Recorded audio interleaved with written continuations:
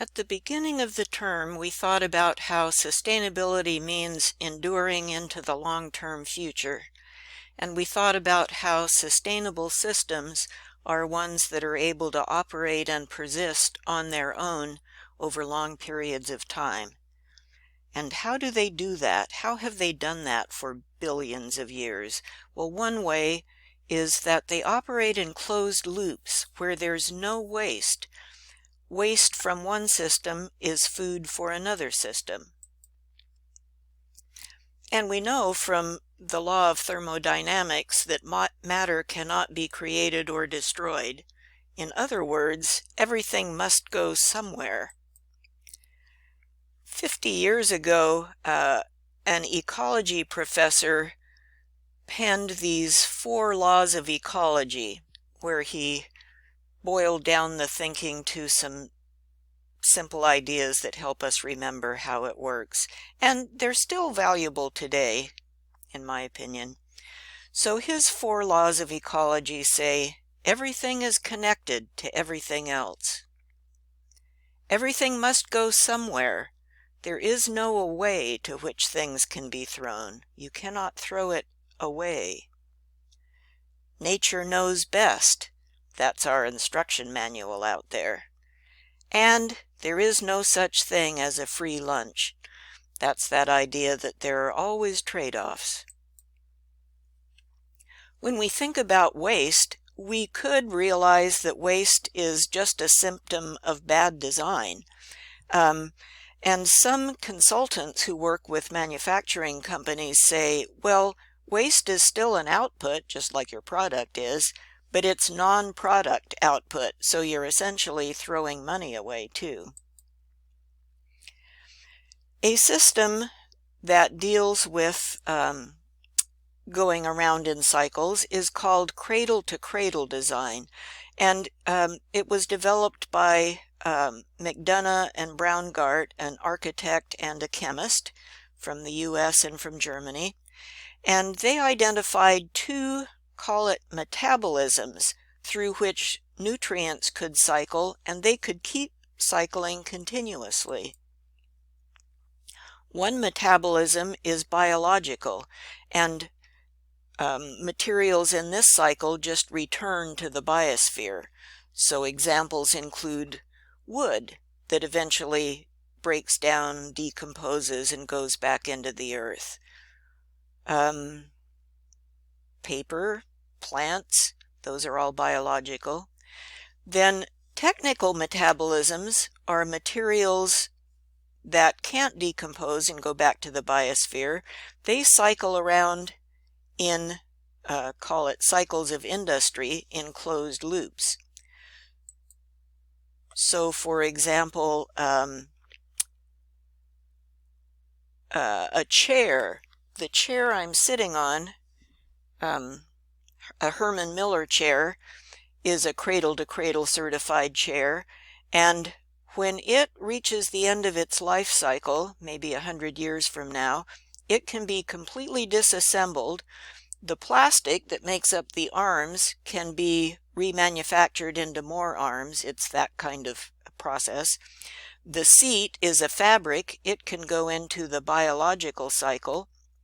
The metal in the hardware can be melted down and remade. Cradle to Cradle actually offers certification. I think my Herman Miller chair was certified at one time. A couple of years ago, U.S. Post Office packaging, you know those cardboard priority rate boxes that you get at the post office, those were Cradle to Cradle certified. The problem with this certification system is you have to keep it up, and things keep changing, so I think the post office isn't doing that with their boxes this year. We've mentioned in the past this idea of industrial ecology, which is industrial systems modeled on the way ecosystems work, where output from one industry becomes input for another. That's a variation on that old idea that waste from one system becomes food for another. And we looked briefly at Kalundborg town in Denmark, which I believe was the first example of industrial ecology.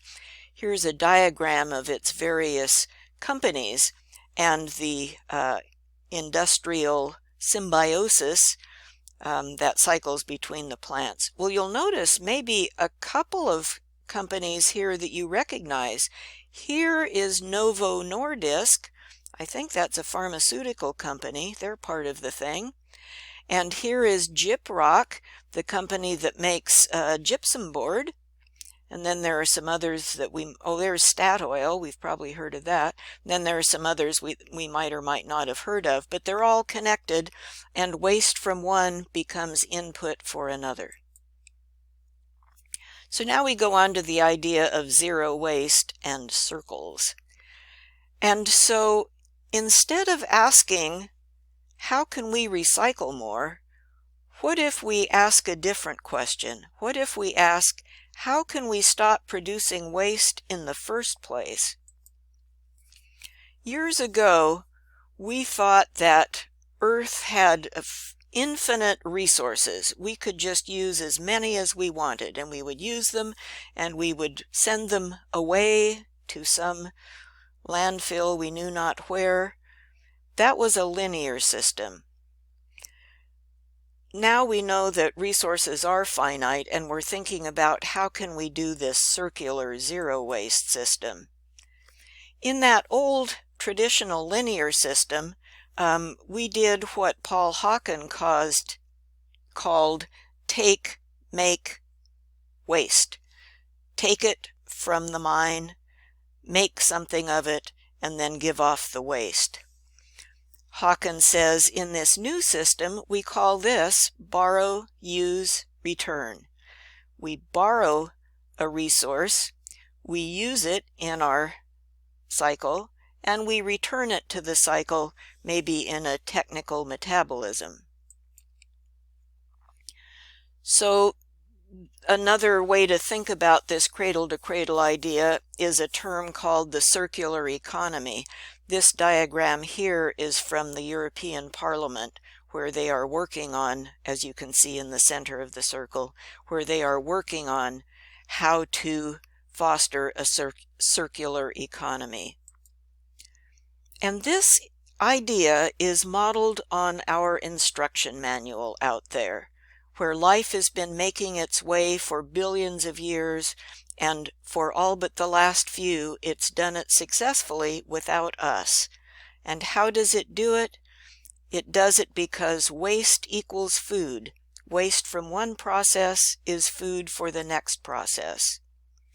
So in a circular economy, we're thinking about designing waste out of the system. So we have those cradle-to-cradle cycles, technical cycles, and biological cycles.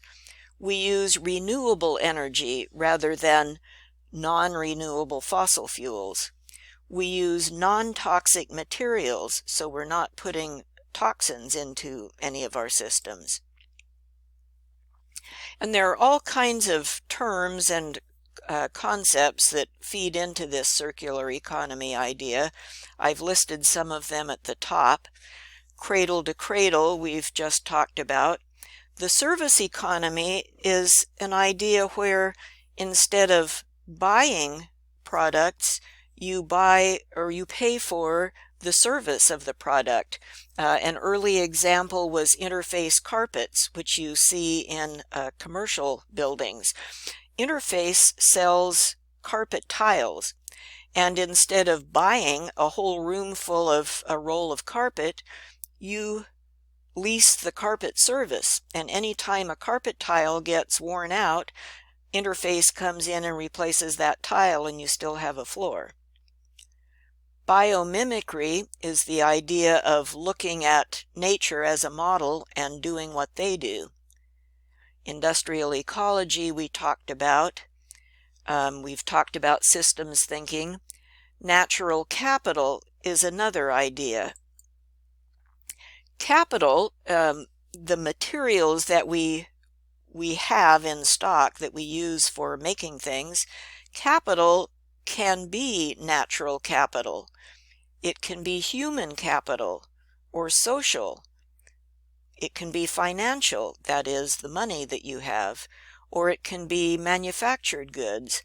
Those are all kinds of capital. And this circular economy strives to rebuild this capital, all these kinds of capital, so that we don't deplete it, and in fact we rebuild it and regenerate it so that we can have a constant flow of goods and services. And here with capital you can think about a bank account as a metaphor. So the money that you have in your bank account is capital, and it generates a tiny bit of interest every year. As long as you only take out the interest and you don't touch that capital, you'll still have your bank account. But if you dip into not just the interest it earns, but you dip into the original amount you put in there, the amount that you have is going to go down and down. And so that idea applies to natural and human and all these other kinds of capital as well. So what we are looking at with a circular economy is a continuous flow of materials that flow through cycles, biological nutrient cycles and technical nutrient cycles, and we never use toxins, we never use toxic chemicals, so these metabolisms, these cycles, are able to continue into the long-term future.